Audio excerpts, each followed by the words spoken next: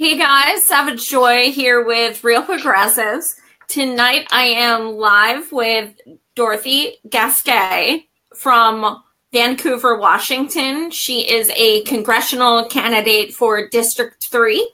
So thank you so much for joining us tonight, Dorothy. Thank you for having me. Absolutely. You're one of the people I've been recommended like over and over and over. You have a pretty big following, which is good. Yeah, we've been working on it. Yeah, heck yeah. You have been endorsed by Justice Democrats, Brand New Congress, Our Voice, and a bunch of groups. I did just ask, I wanted to verify you were a Bernie delegate Yes. at the convention, which is awesome. As I said earlier, I was on the outside protesting. And when I was researching you, I was actually really impressed. I didn't know too much of your background, but I see that you're actually a veteran as well. So it says that you deployed to Iraq in 2005. Yes. Do you want to touch a little on that, like why you got into the military? And yeah, sure. So I joined the military because, I come from a family of public servants. My grandfather served in the State Department. My father was in the Army. My brother, a Marine. And we just, we hold civil service as a really important value. And particularly, we spent a lot of time learning, even like growing up, being taught about the beauty of the America's foundation and the promises inherent in the rights of all men, and men by I mean humans. Yeah. And and in our foundational documents with like the Constitution and the rights that we have. And I joined the military because I thought it was really important to defend that. Awesome. Well, I also saw on your page that you actually were, lack of a better term, assigned one duty, but that didn't really work out. So you ended up getting a little more responsibility. Do you want to touch on that a little? Yeah. So it starts with being the only woman in an otherwise all-male combat unit, and which was definitely not an expected thing in 2005. I mean, it was after that they started opening up some combat roles to women. And it happened because I was stationed at Fort Irwin, which is the National Training Center. We were a training unit, so we weren't a full-size combat unit. And I was an anti-tank missile systems repairer. I worked on the TOW, Dragon, and Javelin missile systems. And I was one of two E5s on base with my MOS, and they had two units going two different places, and they needed one of us at each. And that's how I ended up getting attached to the male combat unit, and how I ended up doing things like leading combat patrols when I had not been trained to do anything like that. So our unit was a little over 360 men and myself, and we took over an area that was being covered by about 1,000 Marines.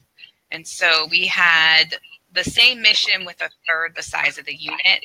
A lot of us who were maintenance and technician soldiers ended up getting thrust into doing just basic combat patrols and traffic control points to free up the infantry guys to do more of the extensive raids. Wow. How long were you in Iraq? For a year. I did a full year tour. Okay. Wow. That's quite brave. I must say that's pretty intense. And now, as I was reading more into your background, I kind of, I'm jumping around a little, but now it says you have a farm. Well, it's kind of just our own little personal family urban farm thing we have going on. So we grow a lot of fruits and berries, and we traditionally did a pretty good vegetable garden, but since 2015, we've been pretty busy, and so that's kind of fallen to the wayside. But we have raspberries and apples and cherries and pears and apricots and nectarines, and we just kind of we have chickens, and we do vermicomposting, so we use worms to do composting, and just kind of try to do a no spray garden. That's awesome. So I know, like I said, you were a Bernie delegate, but what actually inspired you to go to this extent and say you were going to literally run instead of just supporting candidates yourself? It was the lack of a candidate that really inspired me that was running for Congress. And it's just that we have this momentum and this movement that we all came together around Bernie Sanders and started this political revolution. And I've been working really hard to keep it going here and keep that energy up. And this just seemed like the best way to do it. Yeah, I totally agree. And I see I was looking at your cover photo with the Justice Democrats. I've had several of those people on. And so can you kind of describe what Justice Democrats is? What's the difference between just Democrat and Justice Democrat? So the biggest difference and the thing that separates us from other Democrats is that we've all taken a pledge not to take corporate interest money.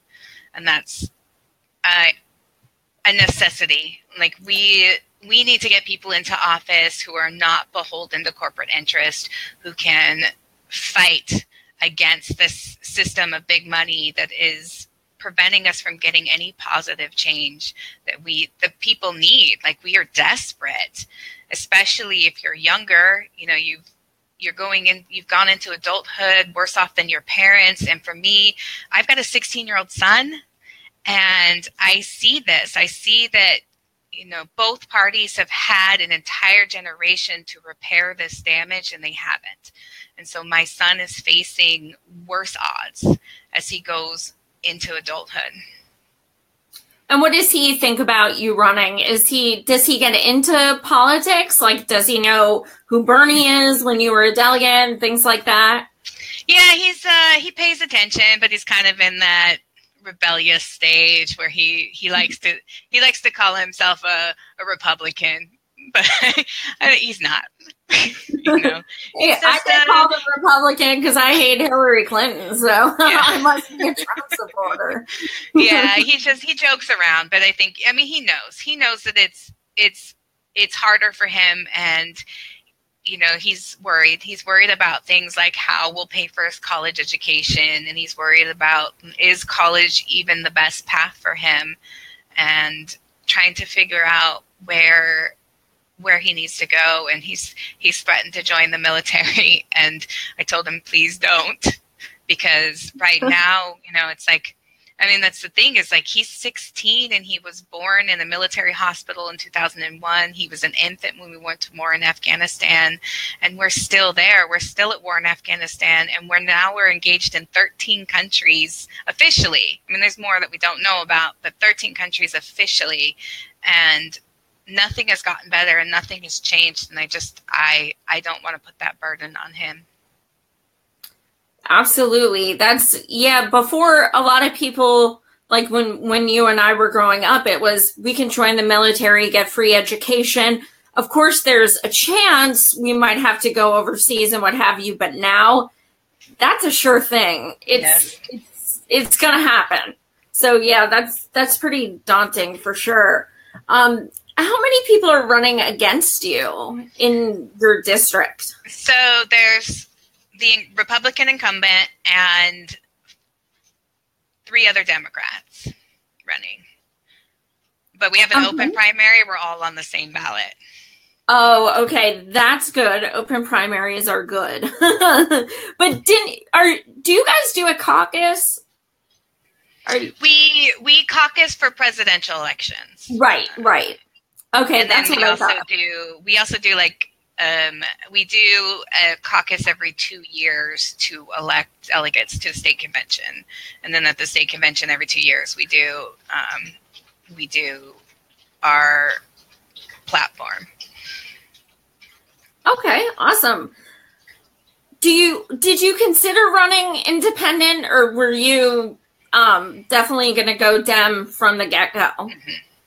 Yeah, so I've been involved with the party reform movement. I actually started in 2015, kind of before it was a bigger part of Bernie Sanders' campaign, seeing how much change needs to happen within the party. I just, we live in this two-party structure no matter what we do, and until we change things from the inside, even if we had a strong third party that ended up winning a presidential election and ended up building that power in government, they would just overtake one of the other two parties, and we would still have two powerful parties. We have to do it from the inside. We have to kind of it's the most direct path. And the party structure actually allows that to happen if people can get elected at the lowest level, and then they have the power to elect people up to the next level who have the power to elect people to the DNC. And so the structure is in place, and we can do it. And I've always intended to be a Democrat. And I was a Democrat my whole life. I was raised a Democrat. I registered Democrat at the age of 18. I voted Democrat. And so I'm attached to it. I'm attached to the name, to the party, but mostly I'm attached to the platform that we fought really hard for. I can totally understand that. I Dem exited, but if I am person, not party. So if I'll switch for a day if I have to. But yeah, right on. We definitely need more progressives in the Democratic Party, whether we associate as Democrats or not. We need you guys in there, period. What would you do differently than the person who's currently holding that position in your district? A lot of things differently. She's it's a Republican. She rode in on the Tea Party wave in 2010. She's played it relatively safe, pretty much just kind of waffling around sort of this comfortable position where she isn't making anyone really too angry. But she really accomplishes nothing when she does that. She's not really putting forth any bold legislation or really showing any concern for what constituents here in the 3rd Congressional District are facing. We have a massive rising homeless population and a huge affordable housing crisis. We have problems with access to health care and, just like everywhere, stagnating wages, rural decline. There's not enough jobs in the rural areas. And we have this major issue with our coastal county where they're having trouble being able to sustain the fishing markets. And this is what they rely on, especially shellfish. We're a big producer of oysters. And we need drastic and bold change. We need leaders. We don't need people who are going to follow party line and do it, but what their party leaders tell them to do. Absolutely. That's actually a really good point, too. A lot of those things go unnoticed, as far as you were saying, fishing and things like that.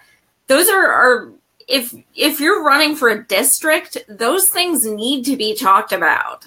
And a lot of times they're not. So that's, good on you for bringing that up. That's going to mean a lot for the people who make their living that way. What's your biggest passion right now? Let's say you won tomorrow, you start. What is your number one thing that you are jumping on? Campaign finance reform. It's the number one issue that has to be tackled. As long as it is legal for lobbyists to bribe our politicians, we are never going to get any policy forward that is beneficial for the people. Absolutely, 100%. What are you going to do to ensure high voter turnout? Are you speaking, since you are an open primary, are you speaking to Republicans as well? Pretty much anyone who will listen at this point? Yeah, so we're focused primarily at this point. We are focused on talking to people who don't traditionally vote, especially in midterm elections, and registering new voters. And I have plenty of conversations with Republicans and people who voted for Trump, and trying to get them to see that, you know, the progressive vision is valuable to people. And it is the best way for us to ensure that the working class is able to share in the prosperity that their labor creates. Right. So what is your minimum wage right now in your state? It's $11 an hour. That's what I thought. And that started with Seattle. Is that correct? No, we had an initiative on the ballot in 2016, and I think it takes our minimum wage up to $13 an hour. Seattle is at 15. 15, right? 15, okay. I can't remember, but I'm we in had Pennsylvania. A statewide initiative. That's awesome. I'm in Pennsylvania. Ours is $7.25. Yeah, that's not enough. Fathom. No, I can't fathom. So are people politically active where you live? Like, are there a lot of, marches and rallies? Not so much here, but we're actually inside the Portland, Oregon metro area. And so we see a lot of activity in Portland, and starting to pick up on our side of the river. Starting in 2015, we saw a huge influx, right? As Bernie announced, and we started building this grassroots movement, we started to see an influx. And then with Indivisible and some of these other grassroots organizations that have popped up, we are seeing more activity in the 3rd Congressional District. And it is bringing a lot of hope to everyone. And we are seeing new people still walk into, the party events and walk into events that we hold, and who've never participated before, have never helped out on a campaign, who are ready to take action. And on that note, do you think that would still be happening if Hillary won? I tried to keep a straight face, but yeah, okay, right. No, I think that, just the one positive to come out of all of this is that progressive activism is at an all-time high. And if Hillary had won, I think there would have been a lot of apathy, a lot of expectation that the party would just pick it up, and that our party leaders would do something to fix things when they haven't. They've had plenty of opportunities. Bill Clinton ran on a populist message. Obama ran on a populist message, and neither of them delivered. Nope, and I doubt Oprah would either. It's just something in my gut. What do you feel that Congress itself should be focused on right now? Not necessarily in your state, but as a whole. Well, they should be focused on the issues, like the economic issues. They should have focused on it as soon as the data was out, that there was going to be a generation entering into adulthood worse off than their parents. And they should be focused on ensuring everybody has health care. They should be focused on what their job is, which is to promote the general welfare. Right. Are you familiar with what MMT is? Yes. Okay, because there's some people in the comments. That's usually the number one thing people want to, ask about. And I did see that you have a degree in mathematics. Yes. That's pretty awesome. I don't think I've ever met anyone with a math degree. Aside from your math teachers. Yeah, good point. I have an English degree, which is why I do this, because, So what are your feelings on MMT? Do you support it? What are your thoughts? I think there's definitely some truth in it. I don't tend to hold to any single economic theory as being pure thought that we should follow. I think that there are pieces and elements of, like supply side and Keynesian and MMT that are true and valuable and would help create a good and balanced economic and good and balanced economy for all of us. And so, yes, there definitely, the whole idea that the national debt is a huge issue. It's not, right? We've been here before. After World War II, we were at about 100% GDP to debt ratio. And that's about where we are right now. And things like if we just invested money in infrastructure, you'd get a positive return on your investment. It would pay itself back. If you invest in education, it's the same thing, positive return on investment. And if we invest in, science and technology research, where did you get that? I put that up on a bookcase. Like, hi, come here. I think, that we really, if we just started investing our public funds and started working towards things with a positive return on our investment, it's fiscally responsible, and it would eventually lead to paying down the debt, and it would lead to a better outcome for everyone. Yeah, I agree. I think it's extremely irresponsible for the government to say, there's debt. We just can't do this. I'm sorry you want healthcare. I'm sorry people are dying. We don't have the means. Yeah, we seem to find the means for fighting pointless wars. So there's really not. Yeah, they know. They definitely pick and choose what they say we have enough money for, even though we don't have limits. They just want to limit us, and there is no debt. But it's one of those things where they try to basically they try to tell us they can't do things, even though we know it's complete bullshit.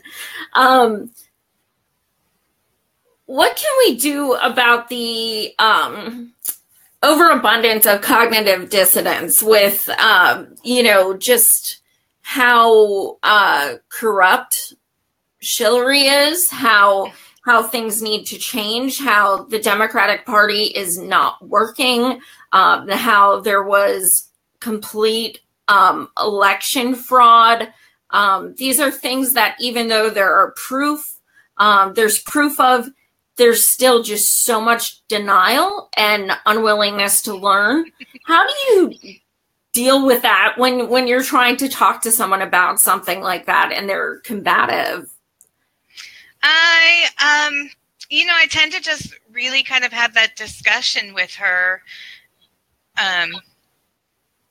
or with them. I don't know why I said her, but we have that discussion. I really try to have that discussion with people and really talk about it from the perspective, and give them a vision of what it was like being a Bernie delegate inside the convention, and all of the things that happened to us, like, getting intimidated by ICE agents inside the convention, having the media can see what's happening, right? They've got their bird's eye view. They're in the sky boxes. They're looking down on us, and going back to our hotel rooms and turning on the news and having them say, everything's okay. We're all going to get behind the nominee.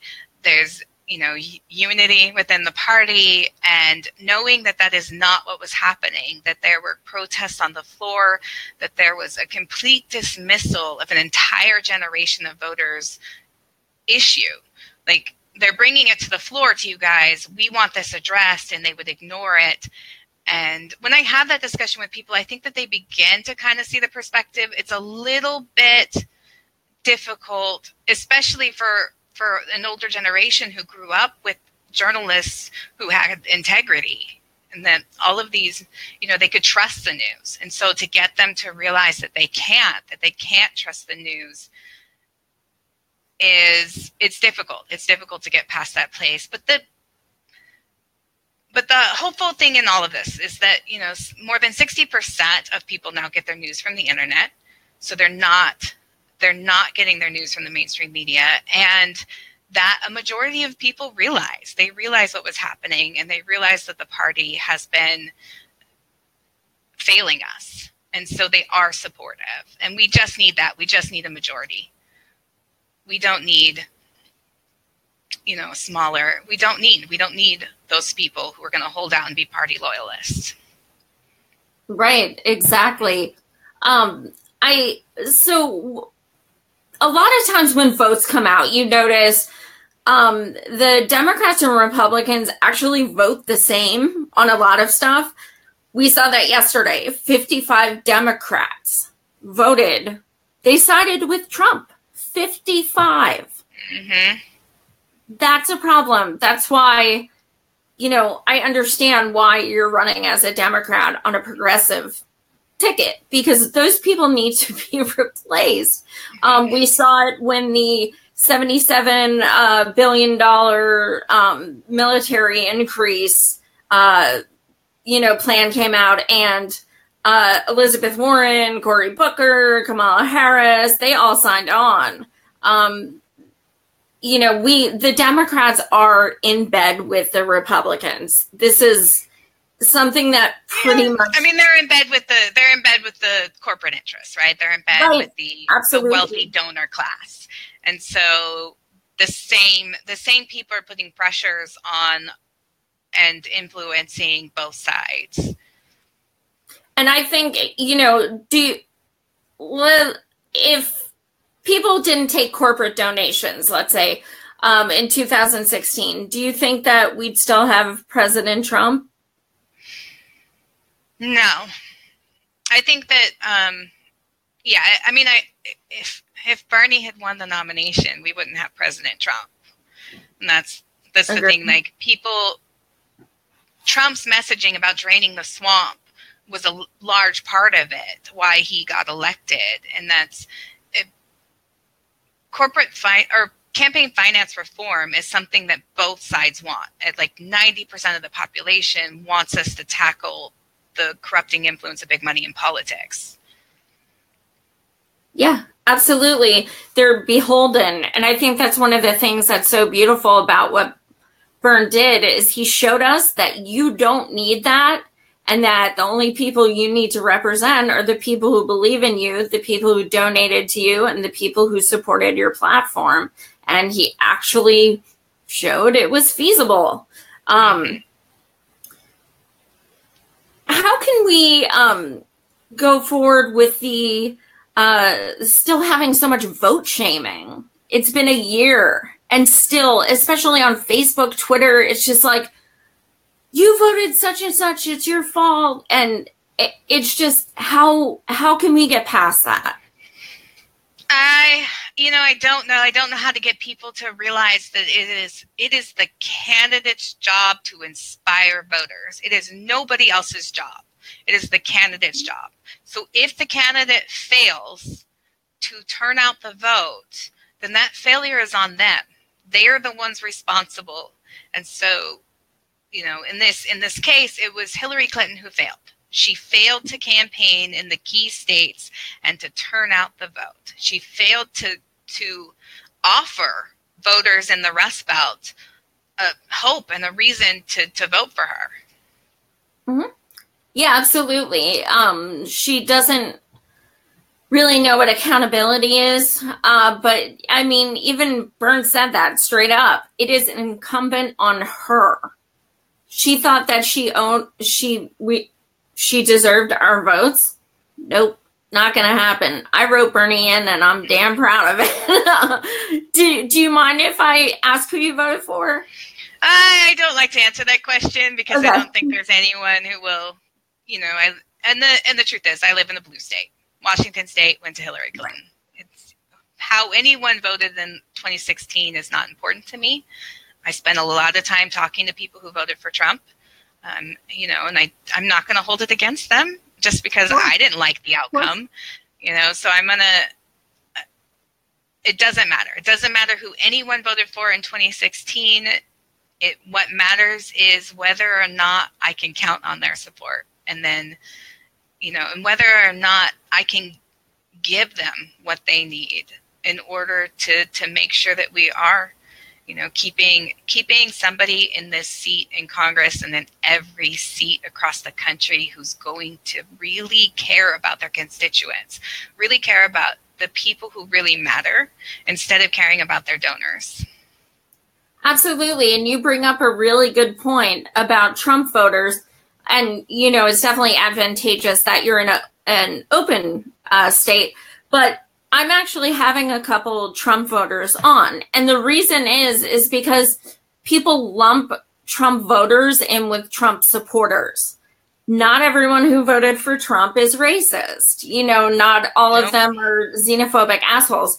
Yeah, I mean, Trump is. Everybody knows that. But they wanted someone anti-establishment, and they didn't want chill. So when people lump all of them together, they have to understand that some of them are totally open to progressive ideas. I'm finding that a lot. People who just voted for Trump, but they don't align with any parties, they're coming around to Medicare for all and things like that. So it's good that you'll speak to them as well, because that's what we need to do. We have to, or because they can join us. They can vote for progressive, but not if we're calling them an asshole all the time. Yeah. There's no point in insulting voters. It's completely and utterly ridiculous way to try and win an election. I think people make decisions, and those are personal decisions, and we shouldn't go after them for them. And I mean, it's just generally, I really don't care. I don't care who anyone voted for in 2016. It's time to move on. And the important thing is I don't want to see us dragged into any more wars. I don't want to see, you know, more children being thrown out on the streets because their parents can't afford to keep a roof over their heads. Like, I just want us to get the progressive change that we need and to do the things that we need to do, like invest in infrastructure and invest in education and tackle, you know, this environmental crisis that is looming over us that could make the planet unlivable for future generations. Like, this is what's important. Who somebody voted for in 2016 is not important. As far as green jobs go, what is something in your area? Are they, you know, are any places going solar, or is anything going on, or is that something you'd like to implement? Yeah, so we have quite a bit of solar panels going up around the area. We already use about 90% renewable energy. We have the hydroelectric dams that provide most of our power, and then wind energy too also is a big thing here. And yeah, I mean, whatever we can do, we have to get off of fossil fuels. We can't keep doing this. It's ocean acidic, you know, the thing I like to talk about the most, because there's still issues with the way that people think about climate change. But when we're talking, you know, I talk about ocean acidification because that's the biggest thing affecting our coastal county. And this is an issue. It's not complex science. It's just a chemical reaction with CO2 in the atmosphere and water that causes the water to become acidic. And anyone can experiment with this very easily. Just go ahead and leave out a glass of water for a couple of days and then take a sip. And you will notice a change in how it tastes. And that's because that's what happens. Carbon dioxide in the atmosphere interacts with your water, and your water becomes more acidic. Right, absolutely. Good point. Now, you have several things on your platform, including, let's see, you also want affordable education. So you do want tuition-free college, but what about people who already have debt in college? have a plan? Yeah, so we need to lower student loan interest rates. We need to give the opportunity to refinance, especially people who have private loans, to refinance for a lower interest rate. And we need to think about student loan forgiveness. So let's try and figure out how we can obviously pay back the money that we need to pay back, but also we don't need to be paying, if you have $40,000 in debt, you don't need to be paying the government like $200,000. That's not an effective way for us to manage education at all. And it's a huge problem, right? We're all in this generation that's gone to college anytime in the recent part have been hit with student loan debts. And some people are paying as much as their mortgage, and that's not sustainable. Like, that's not going to get people where they need to be in life. And people aren't having kids. They're not starting families. They're not buying homes. And that's, it's not, people have a right in this country, right, to life, liberty, and the pursuit of happiness. And if they're living their entire lives trying to get out of debt, then they're never reaching that point of pursuing happiness. Right, that's true. I worked for a federal student loan company in Pennsylvania for years, and every day I just heard people on the phone just crying. I can't even find a job in my field. I have $200,000 in debt. I'm never going to pay this off, and it's horrible. Why you're trying to better your future and contribute to your community, but you're being penalized for it. So yeah, we definitely need student loan forgiveness. I see a lot of comments saying, how are you going to pay for the platform? I think a lot of it's just restructuring how we spend our money. I mean, the biggest thing is to cut our defense budget by a lot. I mean, just the $70 billion they added to the defense budget could have paid for education for everybody and still had money left over, and we didn't need it. And so we can pay for these things by just kind of restructuring how we do it and making sure that we're investing in things that have a positive return on investment. So we're being fiscally responsible. It's okay to be fiscally responsible in the matter that we're paying for education. Education has a positive return on investment. So for every dollar we spend on educating people, we get more than $1 back in revenue. And for every dollar we spend on science and technology research, we get more than $1 back on revenue. And the same thing goes with infrastructure. All of these things have positive returns. And so putting that money into those things means that we'll be paying for them and they'll pay for themselves. Right. Mark says he's part of RP. He says congressional restructuring.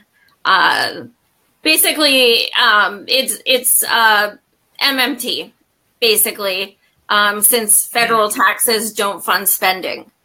Basically, we have the means to essentially use, do anything we want to, lack of a better term. I also saw on your page you talked about criminal justice reform. Is there a lot of a high jail population in your state? It's pretty standard, just like everywhere else. I mean, we don't have a big private prison issue as much as we have like some of the other things. Like there's some weird thing where there's a company that uses prison labor to build furniture and then forces the government, and somehow there's a law that forces our state government to buy that office furniture. But as a nation, we have a prison population problem. We have so many people in prison.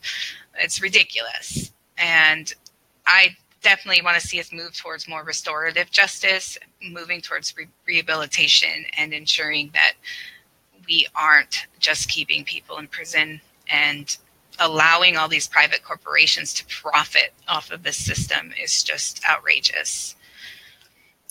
And we saw that a lot. A lot of that started with Bill Clinton. They both make a lot of money off of private prisons. Do you support legalization of marijuana? Yes, absolutely.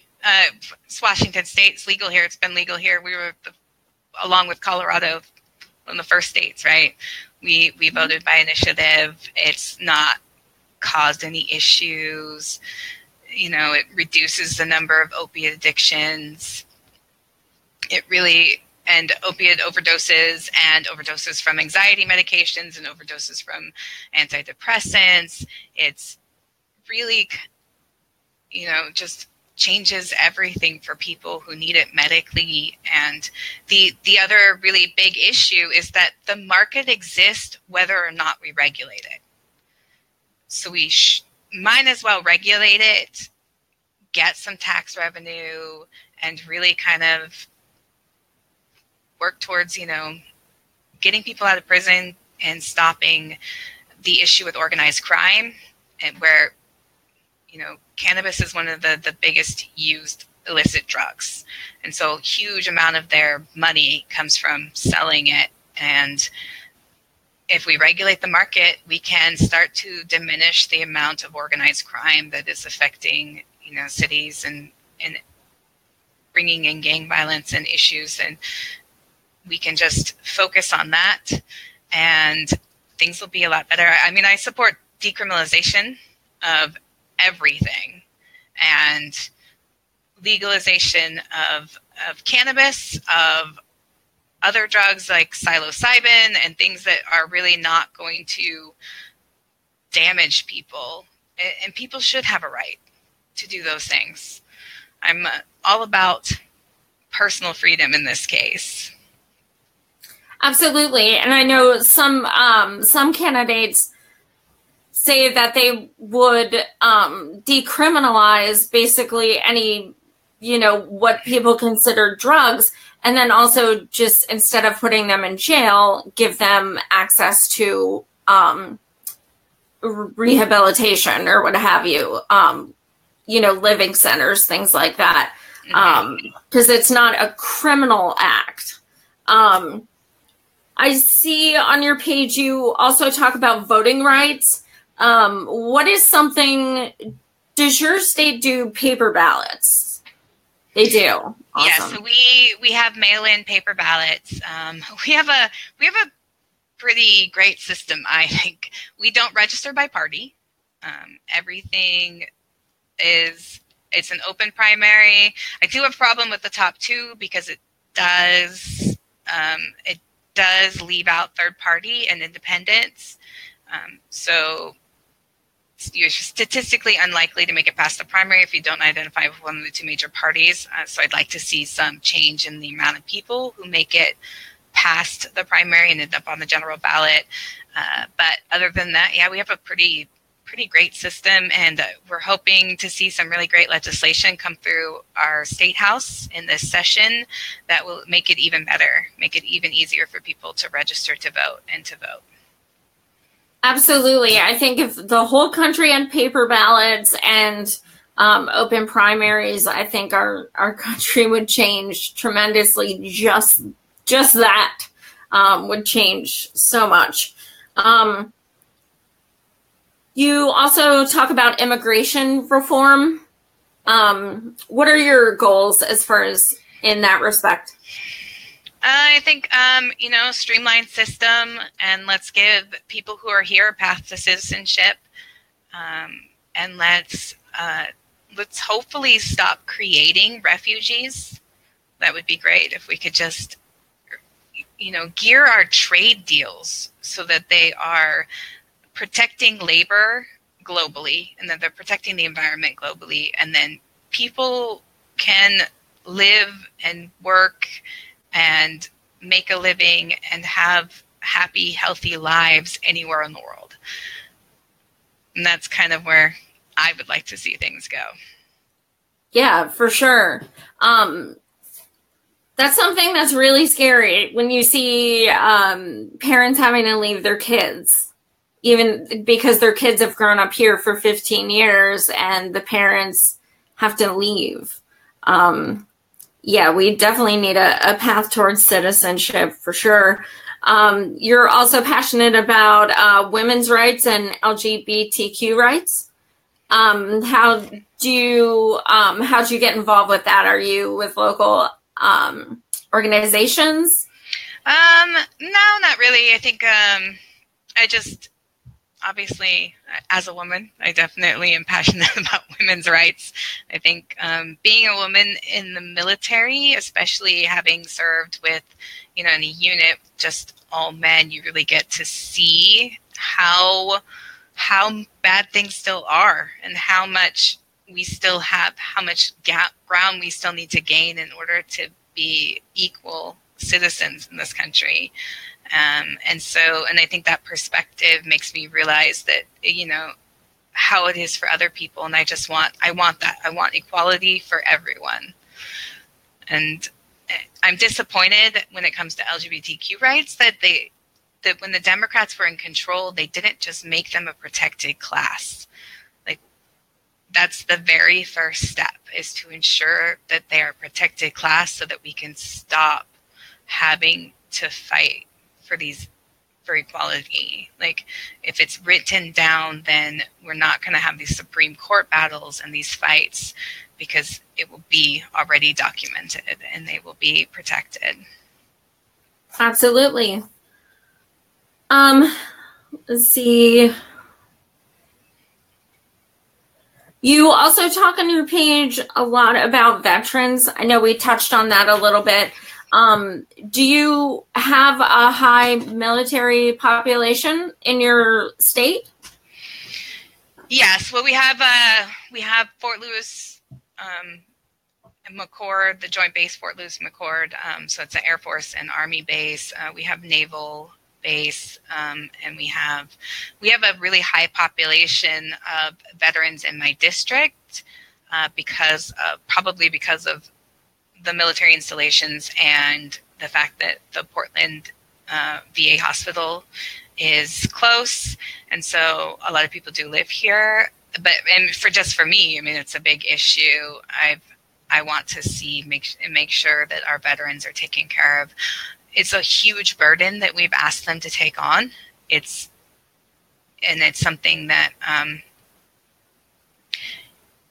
that a lot of people don't realize and don't understand. And again, that comes back to the mainstream media having not really done a good job and having not done what they should have done to really showcase what our veterans have gone through and what they continue to go through. And the Republicans are trying to starve the VA in order to privatize it. So they want it to not function so that they can force privatization so that the private industry can profit off of us. And that would be disastrous. We would lose so much of what we have. So much research is done at VA hospitals that has led to advancements in prosthetics. It's led to advancements in behavioral health, and it's led to advancements with traumatic brain injuries. And all of that would be gone if we didn't have just hospitals that are focused on that research and places where we can go and know that our care providers know what they're talking about and are trained to deal with our issues that are ours alone. So I definitely want to fight against that privatization and to make sure that people know, like you hear the Republicans, especially it comes out, the incumbent I'm running against, she talks a lot about the failures of the VA, and nobody really talks about how many lives they do save. I mean, they saved mine. And I just want that to stop, to stop having to hear them diminish. The people who work for the VA work hard and they work for less and they do save lives. Absolutely. Good point. something that I know I run into a lot, that I know you have to run into a lot since you're campaigning, is the feeling people have of defeat. What is something that we can do when we feel defeated? What can our message be from you? I think it's a war, and sometimes you lose a battle here and there, but we're advancing. We're moving forward. We're making big changes across this country. Even so, here in Washington State, we took over 60% of the state committee positions in the Democratic Party. We increased PCO participation by 75%. We were able to get the chair and vice chair in that we wanted. And we're seeing positive change already. And this is just one election cycle. And imagine that once we've been at this for a few election cycles, we'll begin to really see a difference. The other thing is we've been here before. So as a country, we have been here before. If you go back and you look at Teddy Roosevelt and look at what he fought against, and then follow that path of the progressive movement to the point where both the Republicans and the Democrats were vying to see who could be the most progressive. And we can get back to that place. We can get back to the place where we stand up against the corporate influence and really get representation in government. Yeah, absolutely. Good point. What is, if you want to leave one final thought for the people watching, to encourage them to check you out or anything like that, what's the key takeaway you'd like to give them? The key takeaway is I can't do this without the help of people. This is a people-powered campaign, so if you feel compelled to volunteer, to donate, go to our website, dorothyforcongress.com. And even if you don't live in our district, we have plenty of volunteer opportunities. This was a lot like the way the Bernie Sanders campaign ran. You can do things remotely. We're always looking for people who can help, who can give us, a little bit of their time. We can't. None of us who are running across this country on these people-powered campaigns can do it without the people. Absolutely. And I see the primary date is August 7th. Yes. Okay, awesome. So thank you so much for joining us. I really appreciate it. Tomorrow I will be traveling to Philly.